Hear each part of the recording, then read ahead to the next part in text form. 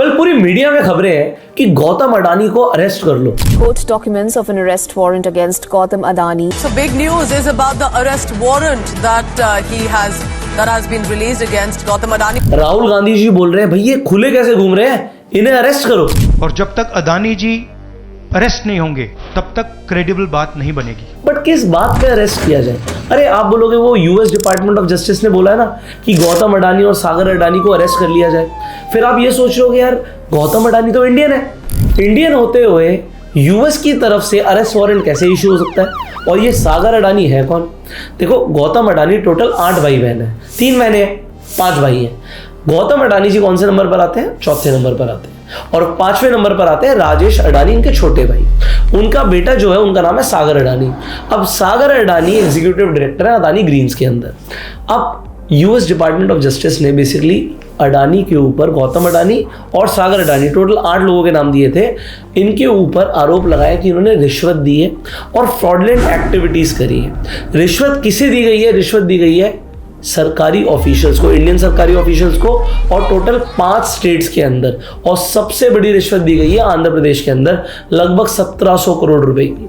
अब US department of justice ने total report निकाली है 54 पन्नों की, 54 पेजेस की, जिसके अंदर सारी चीजें एक्सप्लेन्ड है कि कैसे कैसे प्रूफ्स मिले। अब कैसे कैसे मिले आइए मैं आपको समझाता हूँ। सबसे पहले क्या होता है, सागर अडानी का जो घर है अमेरिका के अंदर, FBI, जैसे हमारे यहाँ पर CBI होती है, वहाँ पर FBI होती है। FBI रेड मारती है और ये रेड शुरू होती है फरवरी एंड मार्च के अंदर। फरवरी मार्च के अंदर जो ये रेड्स होती हैं उसके अंदर कई सारी चीज़ें जब्त की जाती हैं, जैसे मोबाइल फ़ोन, इलेक्ट्रॉनिक डिवाइसेस जब्त करे जाते हैं। और उसमें इन्हें डाटा मिलता है कि इन्होंने कई सारे सरकारी ऑफिशियल्स को रिश्वत दी है। अब आप हाल ही में देख रहे होंगे कि गौतम अडानी साहब ने खुद आके बोला कि हम पर ये बेबुनियाद आरोप लग रहे हैं और जितनी बार आरोप लगेंगे इन आरोपों से हम स्ट्रॉन्गर ही बनेंगे। अब ये आप सुन सकते हैं गौतम अडानी साहब की speech. January last year, just as we were getting ready to launch our follow-on public offering, we faced a short-selling attack initiated from abroad. This was not a typical financial strike. It was a double hit targeting our financial stability and pulling us into a political controversy. All of this was further amplified by certain media with a vested interest. As most of you would have read, less than 2 weeks back, we faced as a set of allegations from the US about compliance practices at Adani Green Energy.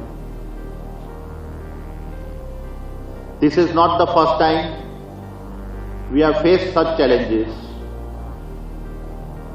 What I can tell you is that every attack makes us stronger. But क्या गौतम अडानी के ये बोलने से कि हम निर्दोष हैं, क्या वो निर्दोष साबित हो जाते हैं? क्या ऐसी अरेस्ट वारंट निकल जाता है? क्या FBI ने रेड मारी तो विदाउट एनी प्रूफ यहां पर US department of justice arrest warrant issue कर देगा? कई सारे आपके दिमाग में सवाल आ रहे होंगे। अब पॉइंट यहां पर यह है कि हुआ क्या है और हमें क्या फर्क पड़ता है। अच्छा, एक आम आदमी की अगर हम बात करें तो इंडिया के अंदर आपको क्या लगता है कि एवरेज सैलरी कितनी होगी? आप कहोगे एवरेज सैलरी, ज़्यादातर इंडिया तो गरीब ही है, हो सकता है कोई आदमी 10,000, 20,000, 25,000 रुपये कमाता हो। अब मान के चलिए जो आदमी 20,000 कमाता है उसका बिजली का बिल पहले 1,000 आता था, अब 2,000 आना शुरू हो जाए, तो इससे क्या फर्क पड़ेगा? आपके लिए तो 1,000-2,000 कोई ज़्यादा मायने नहीं रखते, बट जो आदमी सिर्फ 10-20,000 रुपये कमा रहा है ना, 20,000 रुपये कमाने वाले आदमी के लिए 2,000 का बिल उसकी इनकम का 10% होता है। अगर आप जो कमाते हैं उसका 10% अगर आप बिजली का बिल देने लग जाओगे तो आप जोड़ोगे क्या? अपने बच्चों के लिए क्या करोगे? फैमिली के लिए क्या करोगे? तो इलेक्ट्रिसिटी बिल ज़्यादा नहीं आना चाहिए और यही चाहती थी ज़्यादातर स्टेट्स। बट जो स्टेट्स को चला रहे हैं वो कह रहे हैं हमें क्या फ़र्क पड़ता है, लोग मर रहे हैं, मरे, जिए, पैसे ज़्यादा लगेंगे उनके, क्या फ़र्क पड़ता है? क्योंकि अडानी ग्रीन जो सोलर एनर्जी प्रोड्यूस करेंगे वो एनर्जी को ज़्यादा प्राइस में बेचना चाहते थे और स्टेट यूटिलिटीज़ ज़्यादा प्राइस में खरीदने के लिए मना कर रही थी। अब मना कर रही थी तो क्या करें? रिश्वत दे देते हैं। क्योंकि इंडिया में तो रिश्वत कॉमन है। यहाँ पर जब ब्राइबरी की बात हुई ना, तो कई सारे लोगों ने, जब मैंने लास्ट वीडियो बनाया तो कमेंट में लिखा कि भाई रिश्वत देना कौन सी बड़ी बात है, इंडिया में तो हर चीज़ रिश्वत दे के ही होती है। भाई बुरा मत मानिएगा, बट आप में से भी कई सारे लोगों ने कहीं ना कहीं ट्रैफिक सिग्नल तोड़ने पर आपने किसी ना किसी पुलिस ऑफिसर को ही रिश्वत दी होगी। कुछ नहीं तो आपने ड्राइविंग लाइसेंस बनवाने के लिए या राशन कार्ड या आधार कार्ड की लाइन में ज़्यादा टाइम ना लगे, तो इंडिया में रिश्वत तो हर से छोटा और बड़े से बड़े आदमी ने दी हुई है। बात यह है कि यहां पर गलत क्या हो गया? अगर गौतम अडानी ने रिश्वत दे दी तो गलत क्या हो गया? गलत ये हुआ क्योंकि गलत अब आपके साथ होगा। जब हमारी जो एक PSU है, SECI, solar energy corporation of India, जब मना कर रही है कि हम महंगे दाम में नहीं खरीदना चाहते, जो आगे सप्लाई करेगी एनर्जी को, अगर यहां पर रिश्वत दे दी जाएगी तो वो महंगे रेट पर खरीदेगी, और जब महंगे रेट पर कोई चीज खरीदी जाएगी तो उसे महंगे रेट पर बेचा जाएगा। इससे अडानी ग्रीन को $2 बिलियन का मुनाफा होने वाला था। 1 बिलियन लगभग 8,000 करोड़ से ज्यादा, आप 16-17 हजार करोड़ का मुनाफा मान के चलो, तो 1700 करोड़ की रिश्वत तो दी जा सकती है ना। अब $2 बिलियन का मुनाफा होना है, और देखो गौतम अडानी साहब बोल रहे हैं सब बेबुनियाद है। अब देखो मुझे भी नहीं पता कि ये सही है गलत है, बट मैं एक ही चीज जानता हूँ, लास्ट वीडियो में बोला था कि अगर धुआं है तो कहीं तो आग लगी होगी, हो सकता है कुछ गलत हुआ हो सकता है सही भी हो।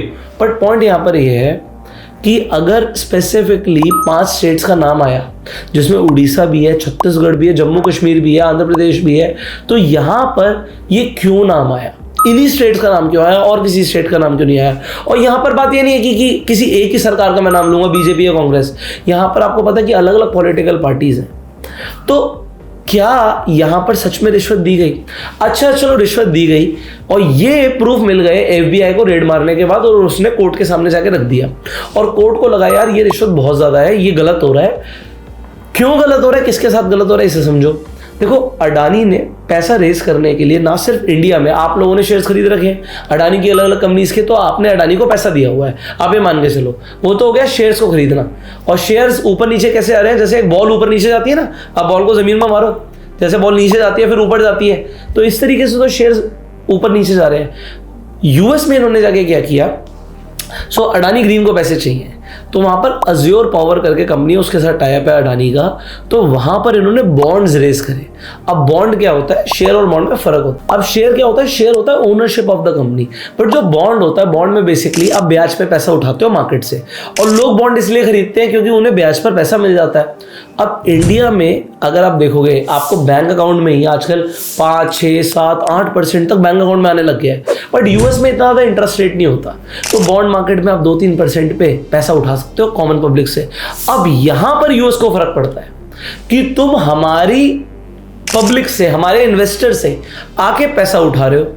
अब अगर पैसा उठा रहे हो तो वहां पर एक डिक्लेरेशन देनी होती है fraudulent and unfair trade practices act के अंडर, कि आप जो भी पैसा उठाओगे उससे आप फेयर ट्रेड करने वाले हो, कोई ब्राइब नहीं करोगे, कोई रिश्वत नहीं करोगे, कोई फ्रॉडलेंट एक्टिविटी नहीं करोगे। और ना सिर्फ यूएस के अंदर, आप वर्ल्ड में कहीं भी बिजनेस करो, अपने कंट्री में जाके भी आप किसी को ब्राइब नहीं कर सकते कोई भी कॉन्ट्रैक्ट हासिल करने के लिए।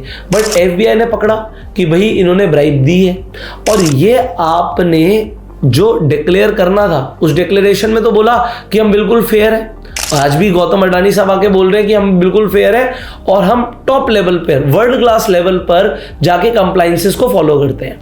बट यहां पर बात गलत हो गई, ये बोल रहे हैं कि हमने कुछ नहीं किया, इनके पास एविडेंस है कि किया, इसलिए अरेस्ट वारंट इशू हुआ है कि भाई आओ तुमसे पूछताछ की जाएगी और तब पकड़ा जाएगा। अब देखो इसके ऊपर होगा क्या, अब यूएस के अंदर क्या होने वाला है, जो अभी सरकार है, जो डेमोक्रेटिक पार्टी है, उसके पास सिर्फ 2 महीने बचे हैं, उसके बाद आ जाएंगे डोनाल्ड ट्रम्प साहब। अब डोनाल्ड ट्रम्प आप कहोगे उनकी इंडिया से बहुत अच्छी बनती है, बट भाई यूएस में भी डेमोक्रेसी है, तो वहां पर जब रिपब्लिक गवर्नमेंट आएगी तो डोनाल्ड ट्रम्प के ऊपर भी ये प्रेशर है कि भाई अगर कुछ चीज गलत हो रही है और डेमोक्रेसी है यूएस के अंदर, तो आपको एकदम से इतनी बड़ी चीज को आप दबा नहीं सकते। क्यों नहीं दबा सकते? क्योंकि व्हाइट हाउस में भी किसी ने सवाल पूछा कि जो ये गौतम अडानी के ऊपर हो रहा है, ये जो अरेस्ट वारंट वाली बात है, ब्राइबरी वाली बात है, तो वहां पर व्हाइट हाउस में भी रिप्लाई यही आया, we are fully aware of it.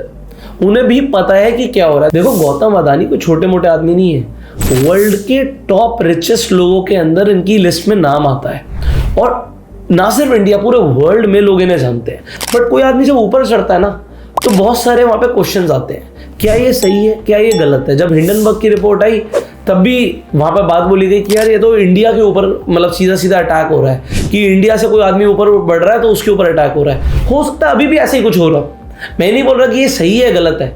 बात ये है अगर आप एक इन्वेस्टर हो तो आपको भी ये बात पता होनी चाहिए थी, और सबसे पहले किसे पता होनी चाहिए थी? सेबी को। जब रेड पड़ती है, FBI मारे, इनकम टैक्स मारे, जीएसटी मारे, जीएसटी की रेड हो या ईडी की रेड हो, आपको अगले ही दिन इन्फॉर्म करना होता है सेबी को अगर आपकी कंपनी लिस्टेड है।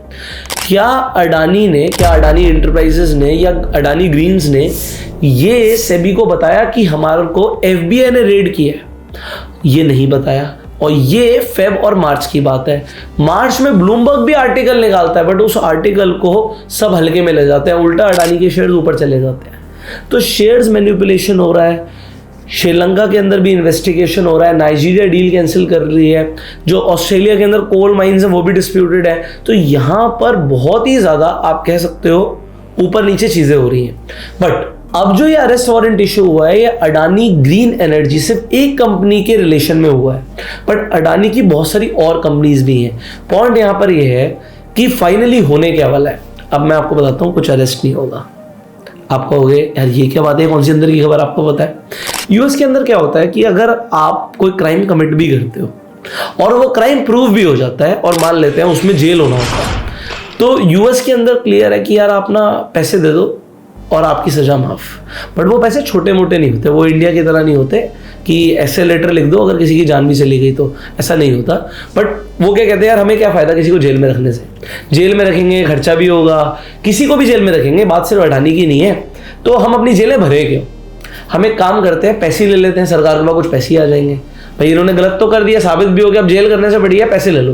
बट वो चार्जेस बहुत बड़े बड़े होते हैं, तो हो सकता है हज़ारों करोड़ के चार्जेस बाद में इनके ऊपर लगे अगर कुछ गलती पकड़ी भी गई। बट जेल तो अडानी साहब नहीं जाएंगे, ना सागर अडानी जाएंगे, ये मैं आपको आज बता सकता हूँ। पॉइंट नंबर 2, डोनाल्ड ट्रंप के आने से भी अगर आपको लग रहा है कि सारी बातें ठंडे बस्ते में चली जाएंगी तो इतनी आसानी से नहीं जाएंगी। अब क्या है, ये मैटर और ज़्यादा गंभीर हो चुका है। हिंडनबर्ग और अब ये यूएस डिपार्टमेंट ऑफ जस्टिस के थ्रू जो ये अरेस्ट वारंट इशू हुआ, इन दोनों केसेस के बाद अडानी एंटरप्राइजेस के अंदर आपको आने वाले टाइम में भी शेयर्स ऊपर नीचे जाते हुए दिखेंगे। देखो मैनिपुलेशन भी हो सकता है, और अगर जैसे जैसे चीज़ें पॉजिटिव आएंगी तो शेयर्स और ऊपर भी जा सकते हैं। आपको क्या लगता है कि अब क्या आम आदमी को अडानी के शेयर्स में इन्वेस्ट करना चाहिए? हो सकता है आप बोलो कि बहुत सस्ते मिल रहे हैं, हो सकता है कुछ लोग कहें कि बिल्कुल दूर रहना चाहिए। तो आपका क्या मानना है, कमेंट करके ज़रूर बताइएगा। मैंने इस वीडियो से पूरी क्लैरिटी देने की कोशिश करी है। बेसिकली प्रॉब्लम क्या है? प्रॉब्लम जो यूएस इन्वेस्टर से बॉन्ड के थ्रू पैसा लिया गया और वहाँ पर ब्राइबरी वाला जो प्रॉब्लम है वो पकड़ा गया, तो एक प्रॉब्लम ये है जो बॉन्ड वाली बात है। दूसरा, अगर FBI ने रेड किया तो सेबी को क्यों नहीं बताया, और अगर सेबी को पता था तो सेबी ने इन्वेस्टर्स को क्यों नहीं बताया? तो ये बहुत सारे क्वेश्चंस हैं जो आपको रेज करने चाहिए, बट आपको क्लैरिटी देना मेरा काम है, जो मैंने आपको दिया। फाइनली, अगर आप स्टॉक मार्केट को डिटेल में सीखना चाहते हो तो जो स्क्रीन पर नंबर आ रहा है इस नंबर पे कॉल कर सकते हो। इनफैक्ट हर संडे ऑप्शन ट्रेडिंग के ऊपर ऑप्शन चेन को डिटेल में समझने के लिए एक वेबिनार होता है, पेड वेबिनार है, बट स्क्रीन पर जो प्रोमो कोड आ रहा है, इस प्रोमो कोड को यूज़ करके आपको ये वेबिनार फ्री में मिल सकता है। तो वेबिनार का भी लिंक डिस्क्रिप्शन में कमेंट में है। हर संडे होता है। आज आप इस वीडियो को 1 साल के बाद भी अगर आप देखोगे तब भी आप हर संडे जो वेबिनार्स होते हैं उन्हें अटेंड कर सकते हो, and for you it will be free of cost if you will apply the promo code. We will see in the next video. अगर आपके कुछ और भी सवाल आप कमेंट में पूछ सकते हैं। You can like this video, share कर सकते हैं जिससे मैक्सिमम लोगों को पूरी क्लैरिटी मिले। सब्सक्राइब कर लीजिएगा, बेल आइकन पर क्लिक कर दीजिएगा, आने वाली वीडियोस आप मिस ना करें। You go self made and जय हिंद।